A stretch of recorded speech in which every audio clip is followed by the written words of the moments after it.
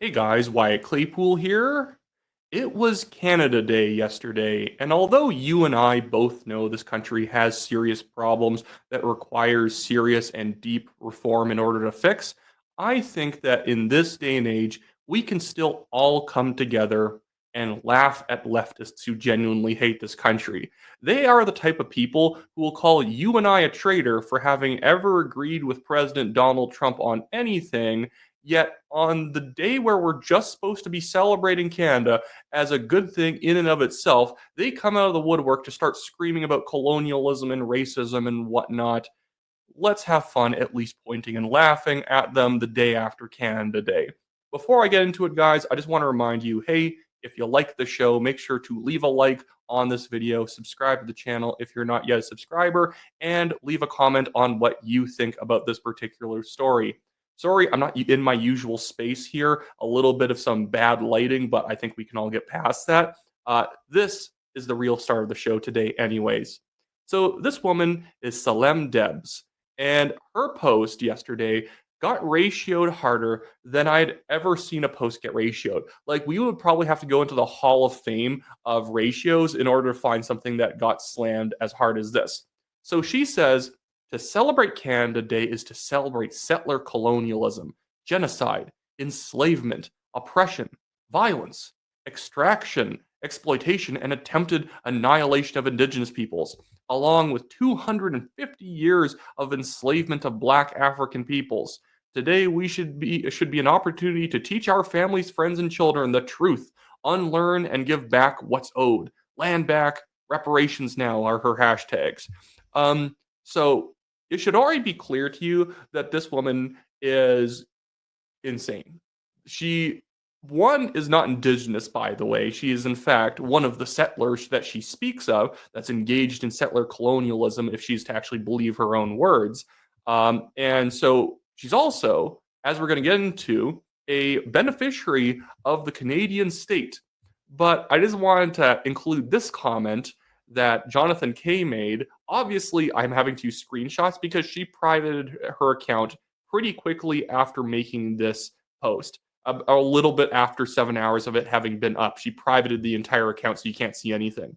But Jonathan K notes from her LinkedIn that she is a professional anti-oppression educator. Yeah, this is the person we're dealing with here. It's very obvious kind of what their political stripe is or what their beliefs are as soon as you see that professional anti-oppression educator. If you can work a job like that in Canada and you're going to complain about the country, leave. But here I got to show you this. This is a posting on the Open Canada website that shows you who gets money from the government of Canada. And wouldn't you believe it? This person gets money from the Canadian government. So this racist, oppressive, colonial, genocidal, probably, I don't know, smelly as another word we can throw in there. Just any negative word, corrupt, unwashed. I don't know what else, out of date, loser. But but you throw in there, she gets $11,865 from the Canadian government. She got that.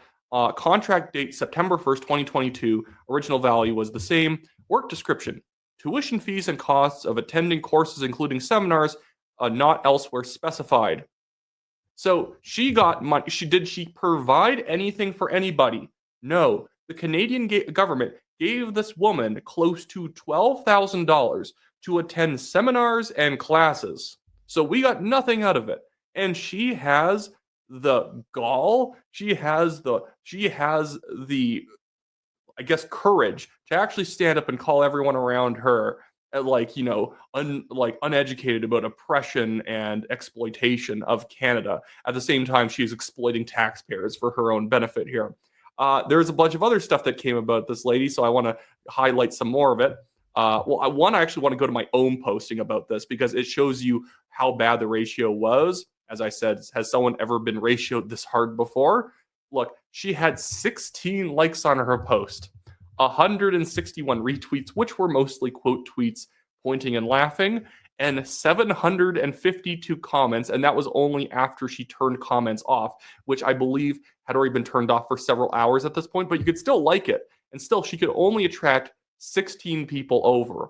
And just because people were not liking that post does not mean that there's not a large portion of lefty Canadians who agree with her. You see this rhetoric in the Liberal Party's own, coming from the Liberal government during their time leading the country. It's like Justin Trudeau getting up and agreeing that Canada has been involved in an ongoing genocide against Indigenous women.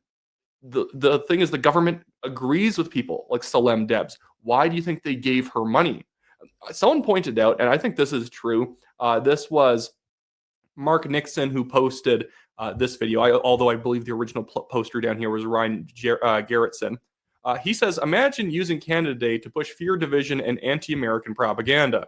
That's exactly what Carney did. He wants Canadians terrified, cut off from the United States, and crawling to Europe. This isn't leadership, it's agenda-driven manipulation, truly disgusting. And I agree. Someone even pointed out it's kind of a bit of a limp statement in general.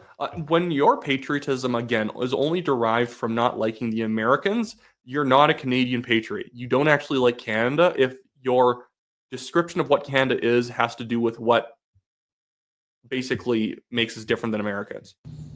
Now we face another such moment. The world is changing. Old friendships are fraying. Our economy is being buffeted by a trade war we didn't start. Our values are being tested by attacks on democracy and freedoms that we must resist. As the world becomes more divided and dangerous, Canadians are uniting.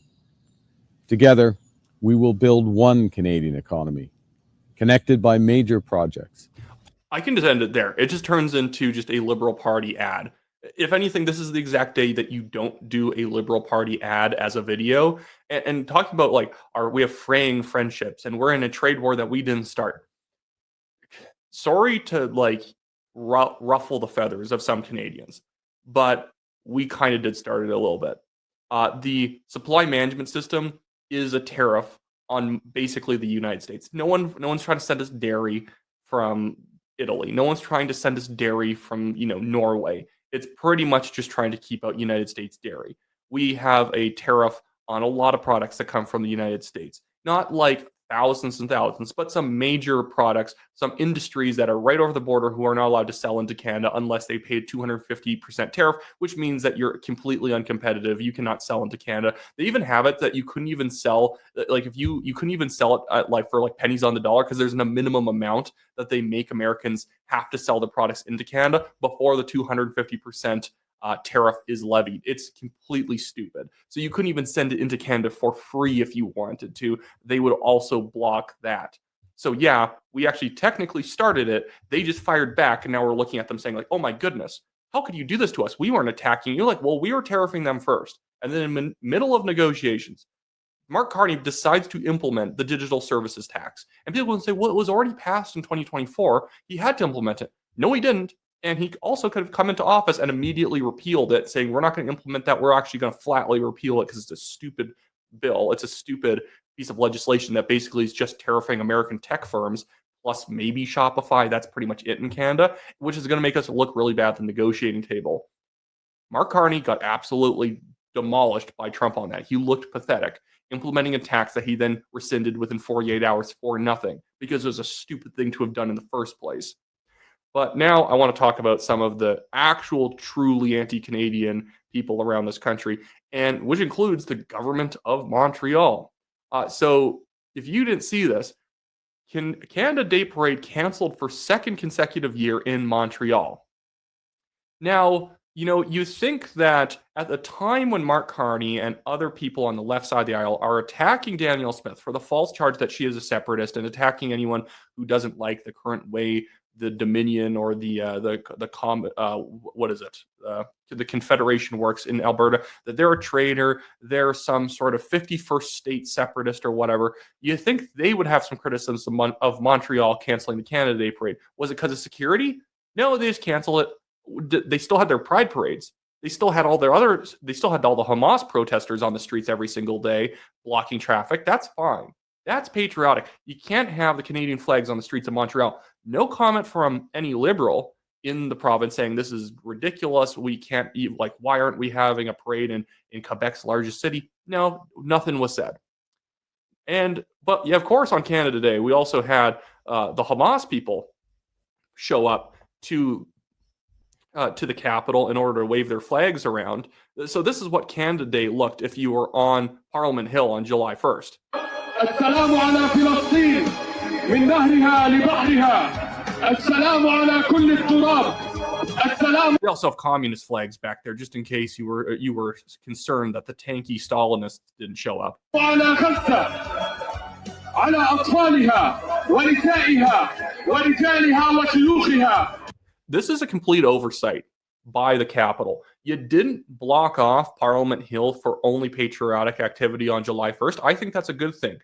And it's not anti-free speech. The government can just say we've booked our own area for the day because we're going to have, flag waving Canadian fun on July 1st. No, because again, the people who run this country don't really like it that much. They just don't like the Americans, as I keep saying. And another thing, here we go. Here's them talking about the unceded territory at the official Ottawa celebration that same day. We're on unceded territory. I thought we liked this country. I thought we were not trying to undermine our own sovereignty anymore. Des Plaines-le-Breton qui se trouve sur le territoire non cédé de la nation algonquine Anishinaabe. The 158th Canada Day is celebrated live from the Breton Flats Park, which is on the unceded territory of the Algonquin Anishinaabe Nation. Avant d'ouvrir les célébrations d'aujourd'hui. By the way, it's ceded. The land is ceded. If you're able to build what you want, sell and buy that land, it's ceded. Oh, well, it's unceded because there was like some stipulation in a treaty a long time ago that said that there was something. It's ceded, guys. At this point, let's stop this kind of frankly insulting narrative where we tell Indigenous people that there's a chance that we could give you back the national capital. We're not. It's everyone's capital, including yours too. But it's not specifically your band council's land anymore. It was just never going to survive that way. I'm sorry. You're never going to be able to hold on to just vast swathes of land with like a few thousand people. Sometimes these tribes do have a lot of people in them. But when you look at it and it's like the size of provinces or the size of European countries is the territory some of these groups held, obviously that was never going to continue when the band in some of these areas like the Wet'suwet'en are only like 3,000 people. You cannot hold on to a piece of territory literally bigger than Montenegro, which is what they currently claim. So now jumping over to a couple of these other things. And the thing is, again, there's a lot of leftists like this on social media. There's not tons and tons of them because they understand. Most of them are smart enough not to know, especially these days, not to say anything anti-Canadian. But you get tons of these people who half the time they don't like Canada for like the absurd reason that we're not doing enough for Hamas in Gaza. This person, Trisha Gordon, says, spent Canada Day reading books, drinking kombucha, and reflecting on how I can't fathom celebrating a country complicit in genocide. I hold gratitude for the peace, safety, and privilege I have in this country, but I am not proud. Hashtag land back, hashtag Canada Day, hashtag free Palestine. Oh my goodness. And this person right here saying Canada Day reflected by artist Kent Monkman, because of course this is all Canada is. It's residential schools. If you believe that, you truly just leave the country. I don't even care if you're First Nations. If you have that truly anti view of Canada, just leave at this point. Just like that Salima Debs person. If it's a colonial settler state, leave then. Go somewhere else. Jennifer Purdy then says, I hope to live to see a better Canada, one that stops genocide here and stops genocide supporting genocide in Palestine. Ever since learning the true history of Indigenous and colonialism, Canada feels far differently than it did for decades that I lived in ignorance.